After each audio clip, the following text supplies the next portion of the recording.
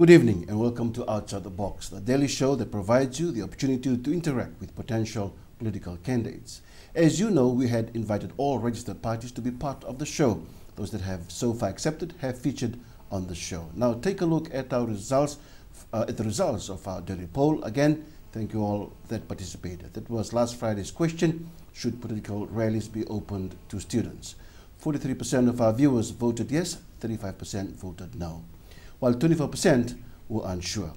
Today's question is, should value-added tax or VAT be reduced? Text your answer, a simple yes or no, to 3592. The poll is open to Vodafone, Digicel and Ink users.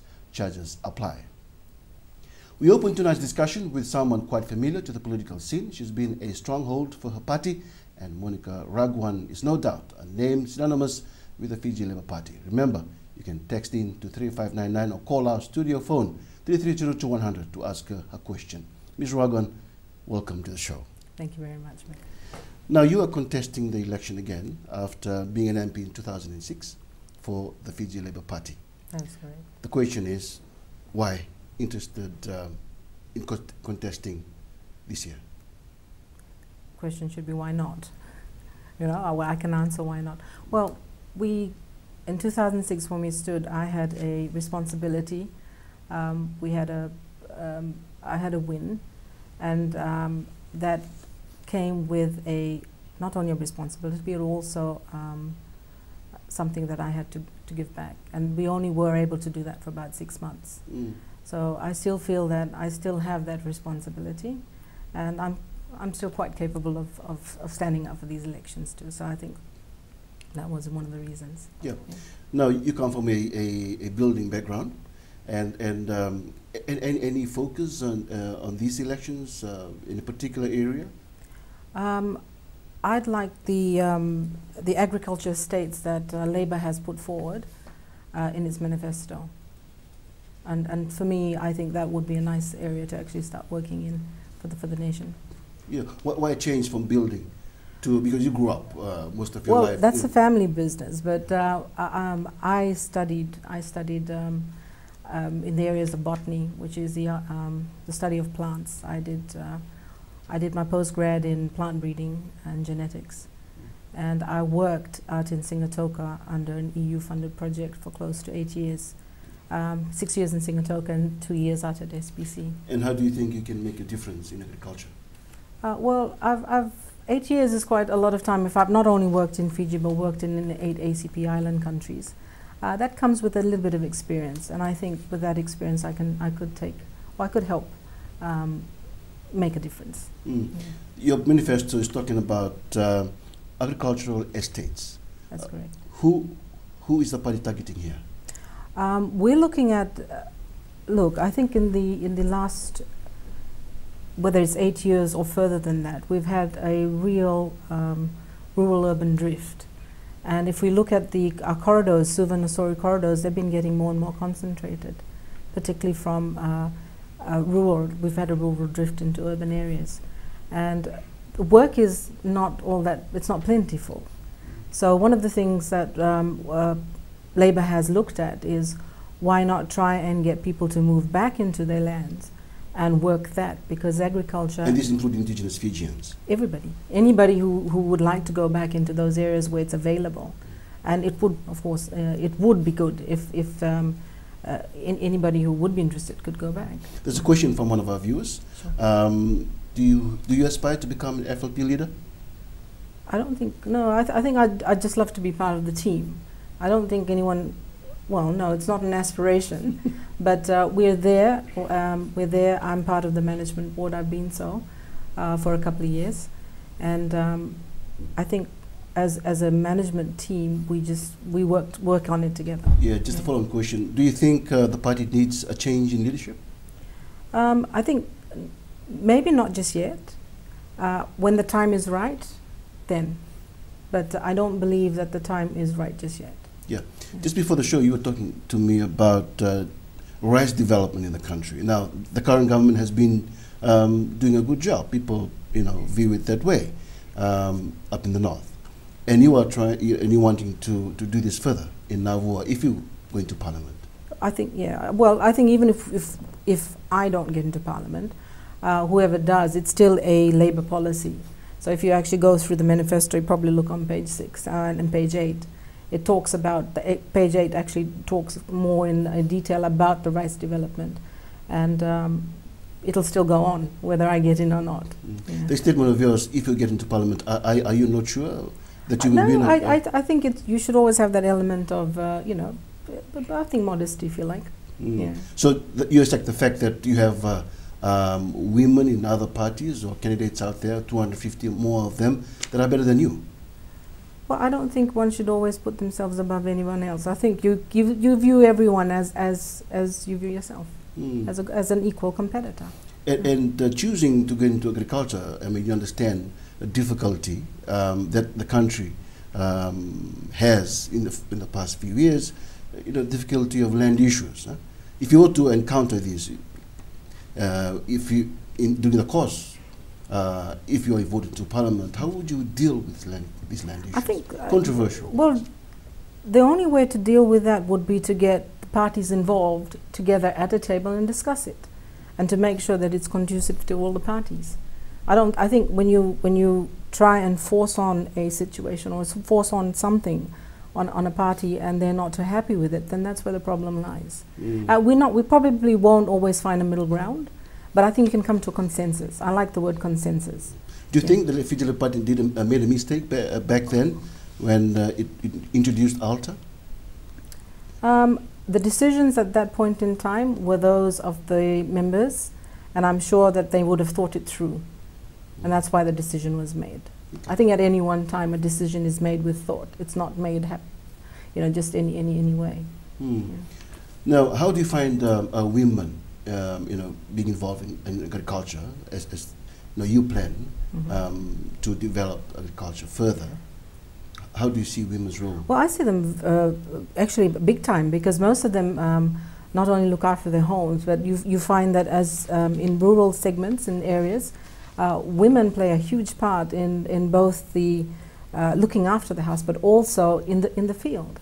They're out there. I've seen many women who've been out there with their husbands and with the team, whether it's applying of land, whether it's a time of sowing or harvesting. They've all been involved.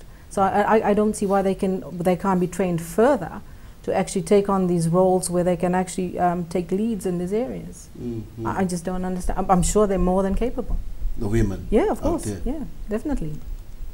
Okay. Yeah. Well, thank you, Ms. Ragwan. You're welcome. Thank you. In our next segment, Sitiveni Raikanikoda from People's Democratic Party will join us.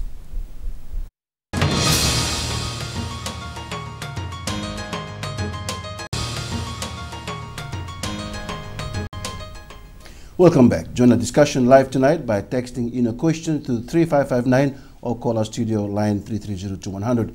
And remember, you can have your say in our daily poll. The question is still, should value-added tax of VAT be reduced? Simply text yes or no to 3592 to all Vodafone, DCL and Inc users. Now we welcome Sitiveni Raikanikoda from the People's Democratic Party, another fresh candidate to join the political scene. Mr. Raikanikoda, welcome to the show. Now, you told me earlier that you were a follower of politics, but now you've decided to enter into the scene of politics. Definitely, yes. Why? I believe it's about time that a young politician come into the arena. Yeah. If we speak a bit louder for our viewers out there, so you think it's about time to enter politics now? Yes. Okay. Well, what are some of the issues that you're looking at? I believe certainly I would like to look into the area of rural development. Rural development. Yes. Yeah. Now, you were a former employee. Now, you were a lawyer. You used to work for PIB and Commerce Commission. And Commerce Commission in particular, what do you think of this body? Thank you. Certainly, I think Commerce Commission is a body corporate.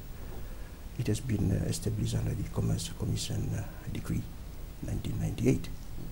And I believe it looks into the area of monopoly, whereas in terms of monitoring pricing and other issues, I think Commerce Commission has its own logo, which calls whereby they are trying to look into competition in the market. Now, Commerce Commission has price controlled some of the essential items that people rely on for daily living. Now, do you think the structure of that price control is just? If we look back into the days of price income board, there were two certain areas that goods were classified in. Either it was fall in the price control of percentage control or the fixed control, whereby traders were given percentage markup right from the importers, wholesalers and retailers. In other words, we see that the price, the percentage, the profit margin were equally distributed.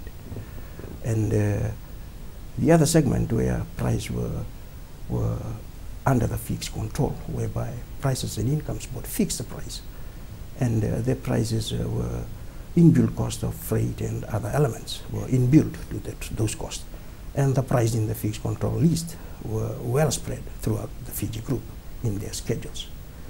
Whereas in the Commerce Commission right now, the price control, the legal notices of the PIB, most of which are still valid right now. And whereas there are Commerce Commission legal notice coming in other words, the Commerce Commission seems to be armed with two sets of rules.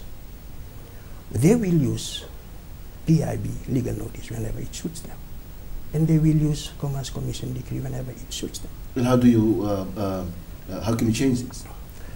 We can change this, first of all, what we should have done, Commerce Commission should have done is revoked all the legal notice of the prices and income board, because they were trying to counter the inflation, and come in with their new legal notice under the Commerce Commission decree. Because these two, they cannot work together. But do you agree that Commerce Commission, one of its role is to ensure fair play and open up the market? Yes, certainly. But this Fiji Commerce Commission, this is an adopted legislation. It is an Australian legislation where the word Australia was deleted, and we put in Fiji Commerce Commission. In other words, in Australia, this Australian Commerce Commission with Australian Pricing Surveillance Authority, they were put on trial for 3 years. And after 3 years, it wouldn't work.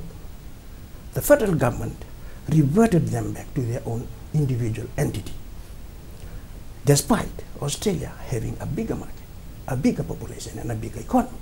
It didn't work. Whereas in Fiji, we have a very small market, small economy, and small population. Will it work? That is the question we are trying to ask today.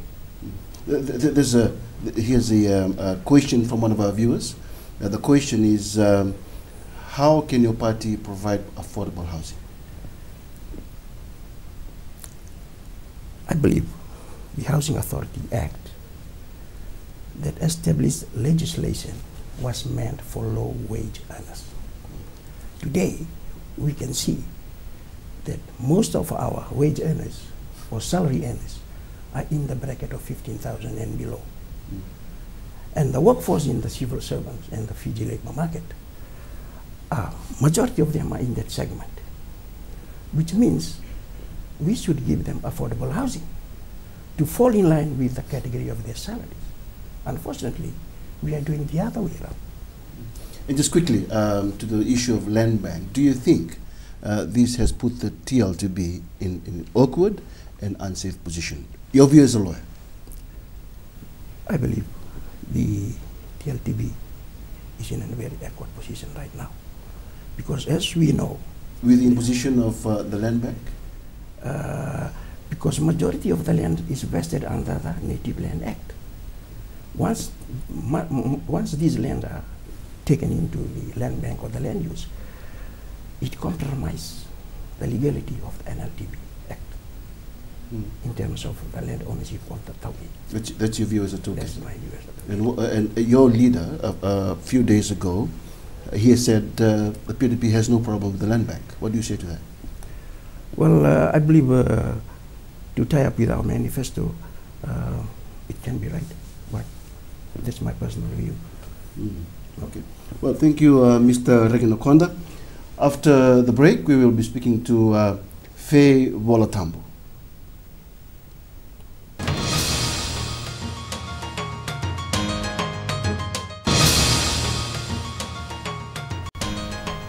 Welcome back. Remember, you can join the discussion live by texting in your questions to 3599 or call our studio line 330-2100. Now we are joined by a political candidate who isn't new to politics, especially when it comes to women's issues. And this time, FA Watamu is hoping to initiate change through contesting elections as a candidate for the National Federation Party. Remember, if you'd like to ask a question, text in to 3599 or call our studio phone 330-2100. Ms. Volatabu, welcome to the show. Welcome, Mika. Now, you are a strong advocate for women's issues in the country. Looking back since 2012 to today, do you think women's issues are well reflected in our legislations, let alone our constitution? Well, you could say that some of the issues that we have tried to put forward as women has been implemented, but in the constitution, definitely a big no. It was trashed in the People's Constitution, and unfortunately, there has been nothing on women in this military constitution. And you had stressed, some time ago in your writings and also your interviews with international media organizations, the importance of women having equality in the area of politics. They need to have a say, and it's about time now that they be involved in every political consultation. Yes, that's quite true, Mika. I've said that over and over again, and it's quite refreshing to see that this year there are a number of women that have stood up to be part of the decision making. And at the National Federation Party, I, as a member of the management board, it's spelling how women have been part of the decision making, and also as part of the party, the candidates, and now as part of the manifesto. So we've seen women in decision making has not just been an issue that's a rhetoric, but it has been practiced in the National Federation Party. Yes. Okay, there's two questions from our viewers tonight. They've texted the questions. One, what is the advantage of a VAT-less society or government? What's the advantage of a VAT-less society or government? Well, the advantage is for the poor people, definitely. But people from the finance and accounting area would look at it otherwise, because they think that that's income that should be taken into government. But from a consumer's perspective and for poor people, having a VAT-less society would be good, because it means that we don't have tax given to us, money that we shouldn't be carrying anyway. The second question from our viewers tonight, another viewer is texting a message. Will your party continue free education and free bus fare? That's a good question. We've had that in all our campaign trails. Yes, our party will continue free education and free bus fare, but it's not about freebies. It's about quality, and that's what our party is going to be looking at. We're looking at quality education for primary, secondary, and even tertiary, and the good thing is that we are also mainstreaming early childhood. So it's not just, when we look at education, it's a wholesome approach to education. Quality, wholesome education from preschoolers right up to tertiary level. No. Yeah. You also said at one time that a key ending to coups and political stability is to have more women in politics. Yes, I do believe in that. And in positions of power. Yes. I guess for men, you are the heads of our institutions and heads of our family. But sometimes you may not be able to listen to other people's point of view.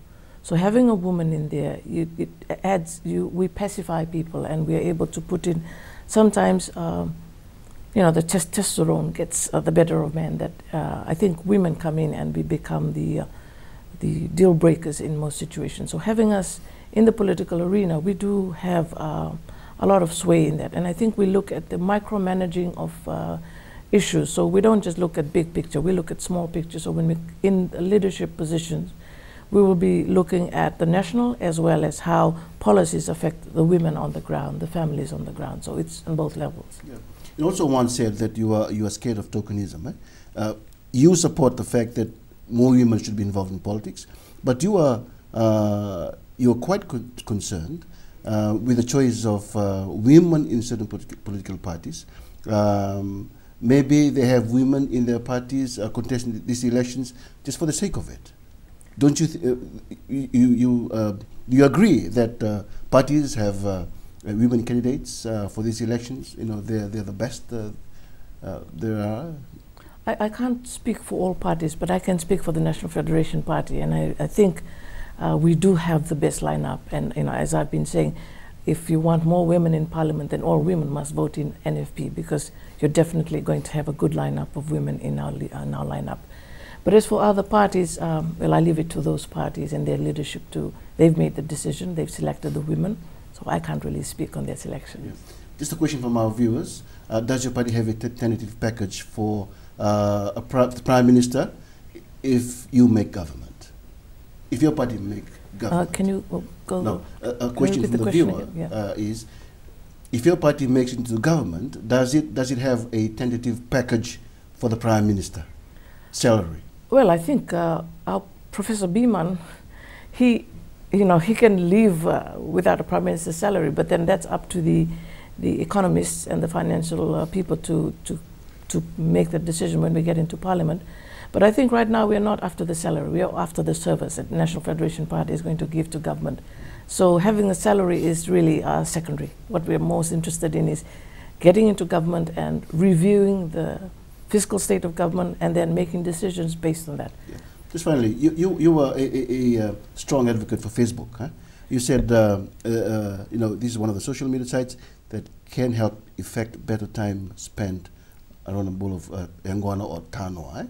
And you say movers and shakers of the native community, no, this is the way to do it.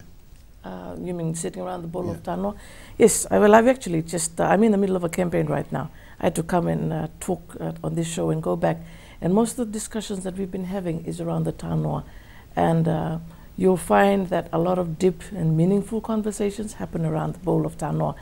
And yes, in this campaign, we've got to use both mediums, the traditional and the new mediums. And that's the end of our show tonight. Please tune in tomorrow night for the results of tonight's poll. Remember, you can still text in answers to that poll. The question line will be open until 6 p.m. tomorrow. Again, the question is, should value-added tax or VAT be reduced? Text in your answer yes or no to 3592. Join me again tomorrow as we continue to profile candidates for this year's general elections. Good evening.